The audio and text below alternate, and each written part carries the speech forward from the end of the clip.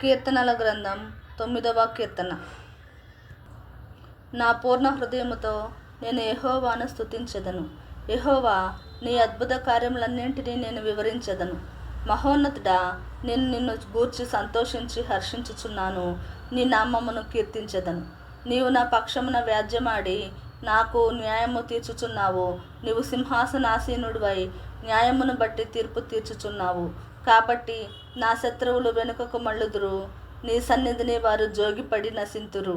నీవు అన్యజనులను గద్దించి ఉన్నావు, దుష్టులను నశింపచేసి ఉన్నావు. వారి పేరు ఎన్నటికీ నుండకుండా తొడుపు పెట్టి ఉన్నావు. శత్రువులు నశించిరి, వారు ఎన్నడూ నుండకుండా నిర్మూలమైరి.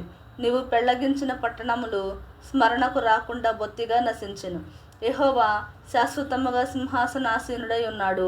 న్యాయము తీర్చుటకు ఆయన తన సింహాసనమును స్థాపించి ఉన్నాడు. యెహోవా నీతిని బట్టి లోకమునకు తీర్పు తీర్చును. యథార్థతను బట్టి ప్రజలకు న్యాయము తీర్చును. నలిగిన వారికి తాను మహాదుర్గమగును. ఆపత్కాలములలో వారికి మహాదుర్గమగును. యెహోవా, నిన్ను ఆశ్రయించు వారిని నీవు విడిచిపెట్టు వాడవు కావు. కావున నీ నామమెరిగిన వారు నిన్ను నమ్ముకొందురు. సీయోను వాసి అయిన యెహోవాను కీర్తించుడి. ఆయన క్రియలను ప్రజలలో ప్రచురము చేయుడి.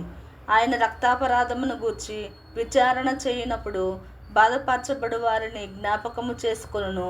వారి మొరను ఆయన మరువడు. నేను నీ కీర్తి అంతటినీ ప్రసిద్ధి చేయుచు సీయోను కుమార్తె గుమ్మములలో నీ రక్షణను బట్టి హర్షించున్నట్లు యెహోవా నన్ను కరుణించుము.